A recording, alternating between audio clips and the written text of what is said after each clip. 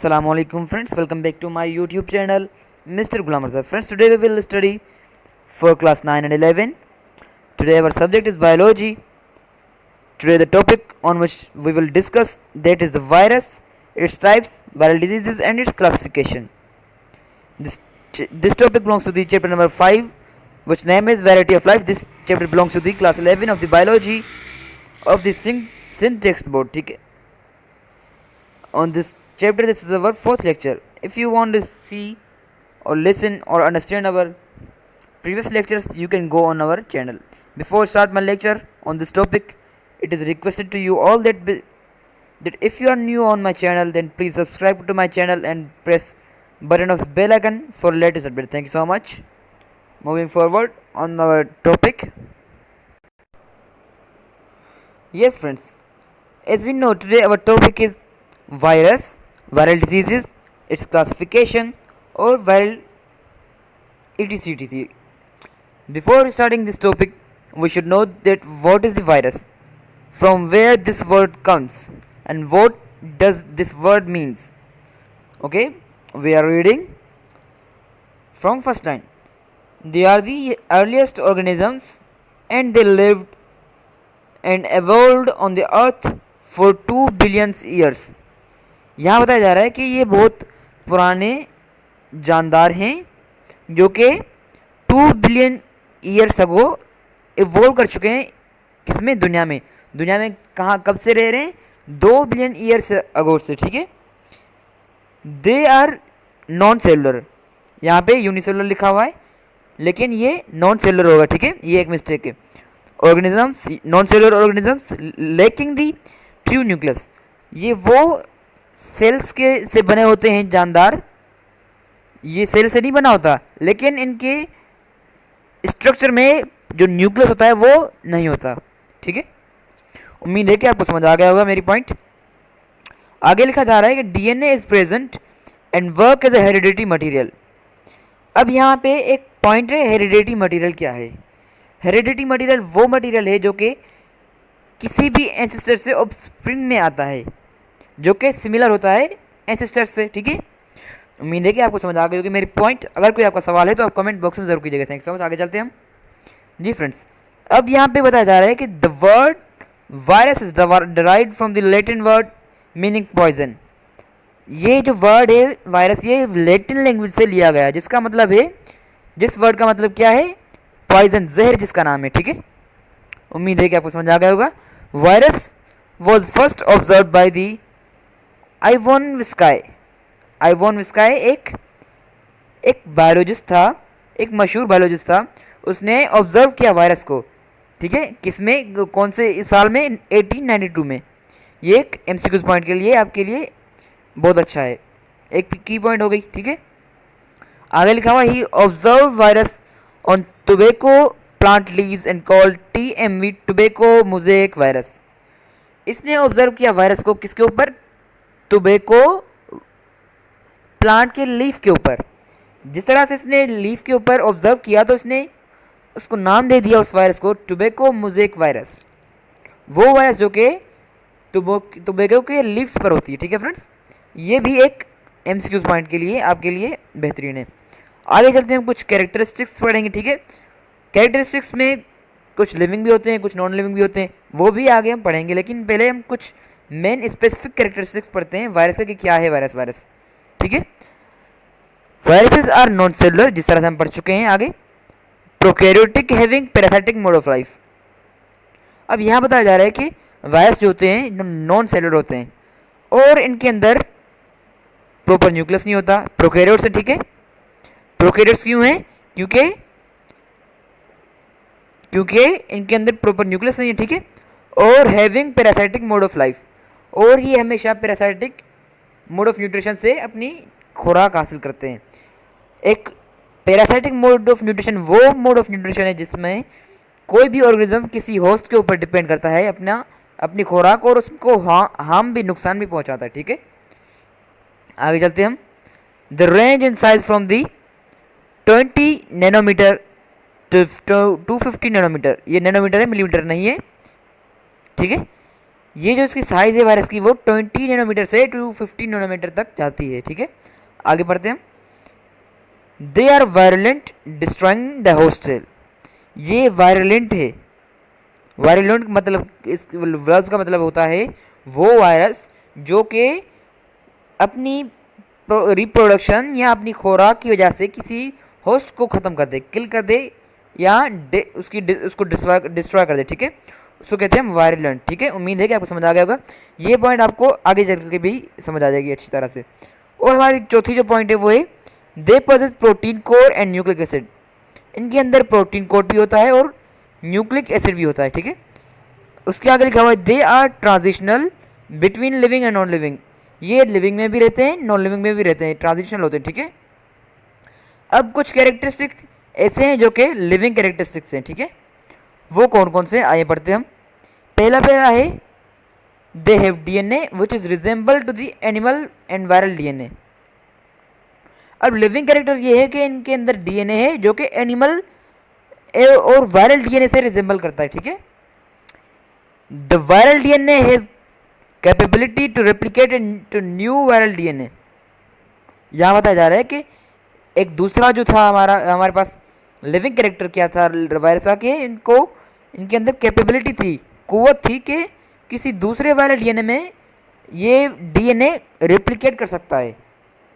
किसी एक viral DNA, कोई भी एक वायरल डीएनए हो दूसरे वायरल डीएनए में रेप्लिकेट कर सकता है। इस पॉइंट का मतलब ये था। Genes present on DNA can undergo mutation. जो इनके जीन्स है वो डीएनए के ऊपर मौजूद होते हैं। The process of genetic recombination in the viral DNA can also take place. यहाँ बताया जा रहा है कि जेनेटिक रिकम्बिनेशन का जो प्रोसेस होता है वो भी डीएनए में होता है। अब नॉन लिविंग कैरेक्टरिस्टिक्स कौन से हैं आइए पढ़ते हैं हम। सबसे पहला होता है viruses have no cell wall. Cell wall इनके अंदर नहीं होती, सेल मेम्ब्रेन नहीं होती और साइटोप्लाज्म नहीं होता। इसका मतलब साइटोप्लाज्मिक ऑर्गेनेल नहीं होते, मेम्ब्रेन बाउंडेड ऑर्गेनेल नहीं होते। ठीक है, they lack other cellular organelles and nucleus. जैसे मैंने आपको बताया कि मेम्ब्रेन बाउंडेड ऑर्गेनेल्स नहीं होते इनके अंदर, साइटोप्लाज्मिक ऑर्गेनेल नहीं होते इनके अंदर। ठीक है, और न्यूक्लियस भी इनके अंदर नहीं होता। 3 पॉइंट में लिखा है they are totally inactive outside the body of their host. अगर ये अपनी होस्ट की बॉडी से बाहर होंगे तो ये इनएक्टिव होंगे। इसका मतलब क्या हुआ कि ये एक्टिव ही तब होते हैं जब ये इनको कोई होस्ट मिलता है। अगर इनको होस्ट नहीं मिलेगा तो ये डेड होंगे, ये इनएक्टिव होंगे, कुछ असर नहीं करेंगे। ठीक है, दे कैन बी क्रिस्टलाइज, ये क्रिस्टलाइज हो सकते हैं। अब टाइप्स ऑफ वायरस देखते हैं। ठीक है, 2 टाइप्स होती हैं वायरस की, एक होती है टेम्परेट वायरस, एक होती है वायरलेंट वायरस। अब ये वर्ड आ गया आपका जो मैंने आपको बताया था ऊपर कि they are virulent virus destroying the host cell. ये पॉइंट आ गया आपको, दे आर वायरलेंट वायरस। ये किस तरह से वायरलेंट वायरस हैं। ठीक है, पढ़ते हैं हम। टेम्परेट वायरस होती है एक, दूसरी होती है वायरलेंट वायरस। टेम्परेट वायरस कौन सी होती है? ये टाइप है वायरस की जिसमें virus which does not cause the death of the host cell is called temperate virus. वो वायरस जो कि किसी भी होस्ट सेल के डेथ ना करे, किसी भी ऑर्गेनिज्म की होस्ट को, मतलब कोई भी होस्ट होगा उसका तो उसको मारेगी नहीं, किल नहीं करेगी, उसको डिस्ट्रॉय नहीं करेगा, वो वायरस कहलाता है टेम्परेट वायरस। और दूसरा होता है वायलेंट वायरस, वो वायरस जो कि अपने होस्ट को डिस्ट्रॉय कर दे। ठीक है, उम्मीद है कि आपको समझ आ गया होगा। अब कुछ स्ट्रक्चर्स देखते हैं वायरस का। जी फ्रेंड्स, अब वायरस का जो स्ट्रक्चर है वो 4 हिस्सों में डिवाइडेड है। एक है वायरल जीनोम में, एक है वायरल कैप्सिड में, एक है वायरल एनवेलप में, एक होता है टेल फाइबर्स में। अब इस स्ट्रक्चर को मैं इस तरह से समझा सकता हूँ आपको कि वायरल जीनोम वो हिस्सा होता है जहाँ पे न्यूक्लिक एसिड पाया जाता है या डीएनए पाया जाता है। It is the inner nucleic acid. ठीक है, ये इनर न्यूक्लिक एसिड होता है और जिसमें डीएनए मौजूद होता है या आरएनए मौजूद होता है सिंगल। अगर न्यूक्लिक एसिड में डीएनए मौजूद हुआ तो डीएनए मौजूद होगा, आरएनए मौजूद नहीं होगा। अगर किसी ऑर्गेनिज्म में आरएनए मौजूद हुआ तो आरएनए मौजूद होगा, डीएनए उसके साथ मौजूद नहीं होगा। ठीक है, सिंगली और सर्व्ड 100 मॉलिक्यूल्स ऑफ डीएनए और आरएनए। सिंगल का मतलब क्या होगा कि एक ही वक्त एक ही चीज़ होगी। और दूसरी आती है हमारे पास वायरल कैप्सिड। ठीक है, वायरल कैप्सिड का मतलब है it is the outer protein coat of the viral nucleic acid which is made up of numerous proteins units called capsomer। अब यहाँ बताया जा रहा है कि कैप्सिड वायरल कैप्सिड एक लेयर है किसके बाहर, प्रोटीन कोट। प्रोटीन कोट कौन सा है, ये रहा, मैं आपको दिखाता हूँ जी, ये ठीक है, ये आपको दिख रहा है, ये प्रोटीन कोट है। इसके बाहर ये क्या है, किसके बाहर है, न्यूक्लिक एसिड के बाहर है। अब ये जो बना हुआ है किससे बना होता है, प्रोटीन से बना होता है, जिसे कहते हैं हम कैप्सोमर प्रोटीन कहते हैं। ठीक है, the capsid with nucleic acid is called nucleic acid. ठीक है, उम्मीद है कि आपको समझ आ गई होगी ये पॉइंट। और जो हमारा तीसरा स्ट्रक्चर आता है वो होता है वायरल एनवेलप। वायरल एनवेलप वो स्ट्रक्चर होता है, दीज आर दी मेम्ब्रेनियस, ठीक है, कवरिंग अराउंड दी कैप्सिड। ये कैप्सिड के या कैप्सूल के कैप्सिड से के भी बाहर होती है लेयर जो कि प्रोटेक्ट करती है इनको। ठीक है, उम्मीद है कि आपको समझ आ गया होगा।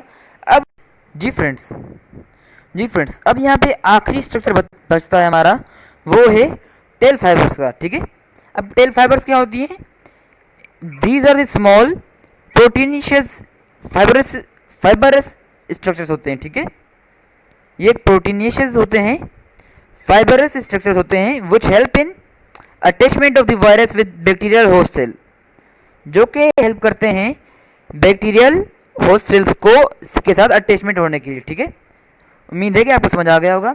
अब मैं डायग्राम से आपको ये पूरी कहानी समझा सकता हूँ स्ट्रक्चर। ठीक है, अब आप यहाँ देख सकते हैं, मैं आपको दिखा रहा हूँ कि यहाँ पे एक डायग्राम है आपके पास। ठीक है, अब इस डायग्राम में ये एक आउटर लेयर है। ठीक है, इसको कहते हैं एनवेलप। किसी में होती है, किसी में नहीं होती।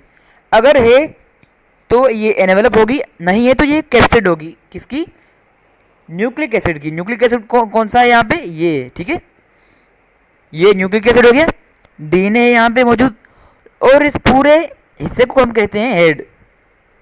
ठीक है, और जो हमारा दो यहाँ पे स्ट्रक्चर्स हो गए, एक हो गया कैप्सिड हो गया, वायरल जीनोम हो गया, और एनवेलप भी हो गया। ठीक है, एनवेलप कौन सा हो गया, इस कैप्सिड के बाहर एक स्ट्रक्चर होता है, किसी वायरस में होता है, किसी में नहीं होता। ठीक है, उम्मीद है कि आपको समझ आ गया होगा।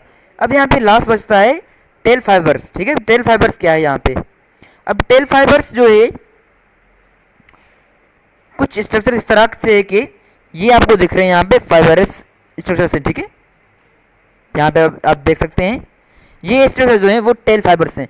ये टेल फाइबर्स जो है वो बैक्टीरियल या किसी भी होस्ट सेल्स के ऊपर अटैच होने के लिए काम आते हैं। ठीक है, और यहाँ पे एक और स्ट्रक्चर है इस तरह से, ठीक है, जिसके ऊपर यहाँ पे एरो लगा हुआ है, इसको कहते हैं हम बेस प्लेट। ठीक है, और जो हमारा इस तरह से स्ट्रक्चर्स हैं, ठीक है, इस तरह से रिंग लाइक स्ट्रक्चर, ठीक, इनको कहते हैं हम शीथ। ठीक है, उम्मीद है कि आपको समझ आ गया होगा। और कुछ इस तरह से एक बिल्कुल मोटा सा है इस तरह से, इसको कहते हैं हम कॉलर, और नेक कहते हैं यहाँ पे, आप देख सकते हैं। अगर आपको यहाँ तक अभी तक कोई सवाल है तो आप कमेंट बॉक्स में जरूर कीजिएगा। Thank you so much. आज का लेक्चर वायरस का यहीं तक ख़त्म हुआ। Thank you so much.